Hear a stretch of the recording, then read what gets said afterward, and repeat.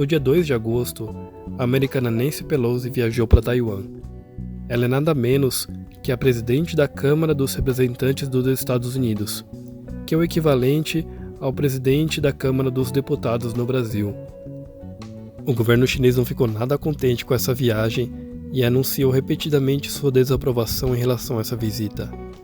佩洛西众议长如果赴台，将是对中国内政的粗暴干涉，严重损害中国主权和领土完整，肆意践踏一个中国原则，严重威胁台海和平稳定，严重破坏中美关系，导致非常严重的事态。 Pelosi voltou para casa no mesmo dia, mas o estrago já estava feito. Após o evento, a China tem executado vários testes militares por terra, água e ar ao redor de Taiwan e até mesmo na zona de comércio marítimo japonês. Afinal, o que Pelosi queria com essa visita que não poderia ter resolvido com um telefonema ou com uma mensagem pelo WhatsApp, já que as conversas são criptografadas? Bom, pelo visto, ela queria uma visita criptografada até certo ponto, já que ela fez questão que o mundo inteiro acompanhasse sua viagem, inclusive a rota do avião no mapa, o pouso, os acenos e a protocolagem toda. Quais eram os verdadeiros motivos por trás dessa viagem? Seria apenas de apoio a Taiwan? Por que justo nesse momento tão tenso? Ou teria interesses políticos e econômicos ocultos?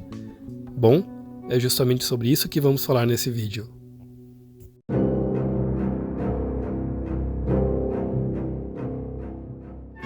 Para entender o conflito entre China e Taiwan, vamos voltar um pouco no tempo. Em 1927, a China vivia uma guerra civil entre os republicanos nacionalistas do Kuomintang, liderados por Chiang Kai-shek, e do outro lado os comunistas chineses, liderados por Mao Tse-tung. Em 1949, o Partido Comunista venceu a batalha e Mao Tse-tung proclamou o nascimento da República Popular da China. Com isso, Chiang Kai-shek fugiu para a ilha de Taiwan, onde implantou seu governo nacionalista, chamando de República da China, declarando Taipei como sua capital. Ele declarou seu governo como a única autoridade legítima da China. Taiwan também sofreu nas mãos do Japão, que dominou a ilha até 1945, após sua derrota na Segunda Guerra Mundial. Nesse momento, a República Popular da China retomou o controle sobre Taiwan. Como sabemos que o mundo dá voltas, na década de 70, as coisas mudaram novamente. Era a época de Guerra Fria entre Estados Unidos e a União Soviética, ou seja, o capitalismo contra o socialismo. E nesse momento, a China estava do lado dos Estados Unidos, e por causa dessa parceria, a ONU reconheceu a República Popular da China como a verdadeira China.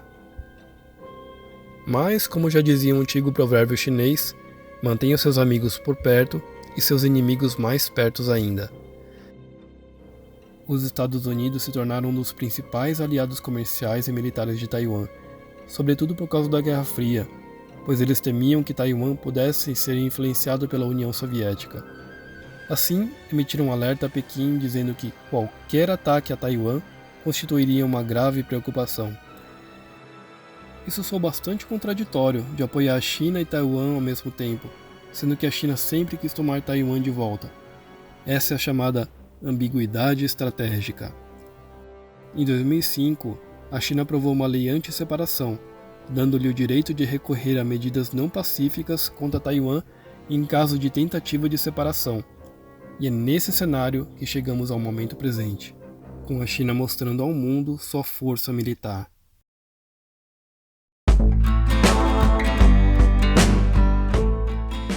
Nancy Pelosi e Joe Biden são do Partido Democrata.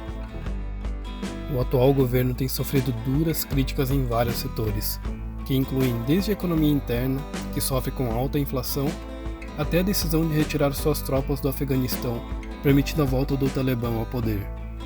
Com a visita de Pelosi, pode-se considerar que, pelo menos no campo político, ela tentou tratar dois coelhos como uma cajadada, ainda que não se saiba de quais coelhos estamos falando, se o chinês ou o americano.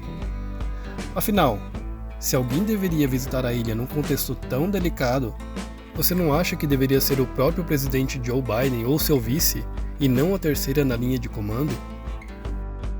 A viagem soou como um recado ao seu chefe dizendo: se você não faz nada sobre isso, deixa que eu faço. Além disso, ela mostrou ao mundo a coragem e visibilidade necessárias para que, um dia, possa vir a brigar pela presidência dos Estados Unidos. Por outro lado, você acha mesmo que uma pessoa tão influente e poderosa teria ido lá apenas para fazer um showzinho?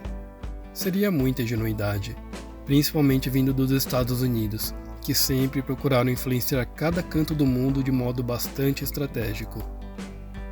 Michael Beckley, professor de ciência política da Tufts University, em Massachusetts, disse: Pelosi quis reafirmar o apoio dos Estados Unidos a Taiwan, porém o que ela conseguiu foi criar uma crise que os Estados Unidos não precisavam e a China não queria. Mas e se pensarmos que as intenções são mais obscuras? E se ela quisesse criar um conflito entre Taiwan e China? E com Taiwan estando ocupado com a iminência de uma invasão chinesa, sua economia poderia sofrer danos graves, principalmente no fornecimento de semicondutores. E com isso, os Estados Unidos teriam tempo para construir suas próprias fábricas de semicondutores e dominar o fornecimento global.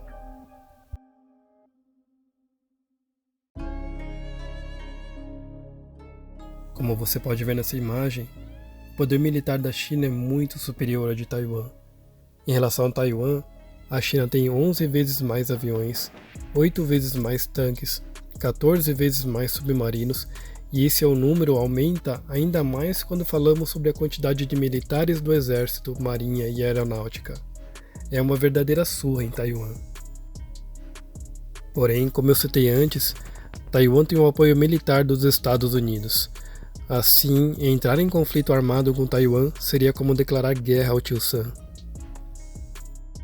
Após a visita de Pelosi, a China vem realizando exercícios militares ao redor de Taiwan, lançando mísseis, navios e jatos. Além disso, a China sabe que ela é campeã em outros campos de batalha, como o comercial, por exemplo, e já declarou que está rompendo cooperações com os Estados Unidos nas áreas militares, mudanças climáticas e legislação sobre assuntos criminais.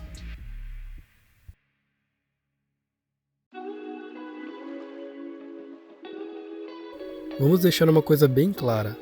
Um país tem poder quando ele tem riqueza e consegue influenciar outros países a gerar mais riqueza para ele. E isso envolve uma série de aspectos, como as relações comerciais, proximidade com outros países, ideologia política, nível tecnológico de sua indústria, infraestrutura, produtos gerados, exportados e importados, entre outros. E qual seria o interesse econômico dos Estados Unidos sobre Taiwan?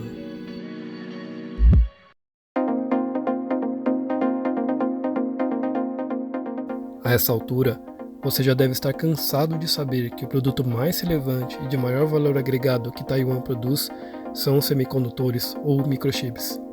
E também já deve saber que os semicondutores estão em falta no mercado devido a diversos fatores que ocorreram desde 2020, como a pandemia, a paralisação das fábricas, entre outros. Atualmente, a TSMC, a empresa multinacional taiwanesa de produção de semicondutores, é responsável por fornecer cerca de 53% de semicondutores para o mundo todo. Como o silício é a principal matéria-prima dos semicondutores, o termo escudo de silício foi criado para denominar a principal vantagem econômica e tecnológica de Taiwan, e do qual o mundo inteiro depende. Afinal, praticamente todos os aparelhos eletrônicos utilizam microchips. E caso a China invada Taiwan, toda a cadeia global poderá ser prejudicada, inclusive a China, que é a maior produtora de eletrônicos do mundo.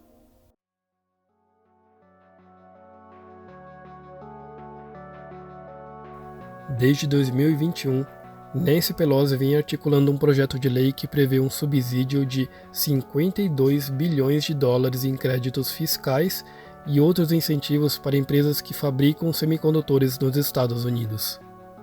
A produção local de um produto não visa apenas fornecer ao mundo outras opções de fornecedores a preços melhores. A produção de alta tecnologia gera principalmente concentração de poder econômico e político. Isso vai ao encontro do que o ex-presidente Donald Trump dizia, que era necessário internalizar a produção. E para vocês entenderem quanto interesse há por trás disso, vejam essa informação. Desde essa época em que Pelosi articulava o projeto de lei, Ela e seu marido compraram entre 5 e 11 milhões de dólares em ações da Nvidia, que é a fabricante de chips de semicondutores. Detalhe: seu marido é Paul Pelosi, dono de um escritório de investimentos, e o seu fácil acesso ao conhecimento da congressista lhe dá uma grande vantagem para ter acesso às informações confidenciais e relevantes no mercado financeiro. Isso é tão relevante que eles venderam 25 mil ações da empresa com prejuízo pouco antes do projeto de lei passar pelo Senado, para evitar problemas com o uso indevido de informações privilegiadas. Dá para ver que há vários interesses envolvidos nessa viagem. Parece que tinha vários objetivos com suas ações até então consideradas inconsequentes. Aumentar a concentração de poder econômico dos Estados Unidos com a fabricação de semicondutores, criar um conflito China-Taiwan de modo a enfraquecer o poder tecnológico de Taiwan, melhorar a sua imagem e influência política e, de quebra, aumentar a sua fortuna. É claro que são apenas hipóteses conspiratórias, mas em se tratando de estratégias internacionais, podemos esperar de tudo. E o que você acha disso tudo? Escrevam aqui nos comentários quais consequências você acha que pode haver com os últimos acontecimentos. De acordo com as ideias de vocês, eu posso fazer um novo vídeo a respeito. De qualquer forma, não custa lembrar que estamos falando dos dois países mais poderosos e influentes do mundo atual. Os Estados Unidos são o país mais influente e o dólar americano é a principal moeda de troca. E a China vem buscando um meio de alterar esse controle com estratégias comerciais e de infraestrutura, ao invés da financeira. Mas isso é um assunto para um outro vídeo. Mas agora, com a guerra entre a Rússia e a Ucrânia e o conflito entre China e Taiwan, parece que estamos voltando à época de polarizações econômicas e políticas mais intensas entre países. Sem falar nos conflitos quase que permanentes no Oriente Médio que, de tanto que ouvimos, parece até normal.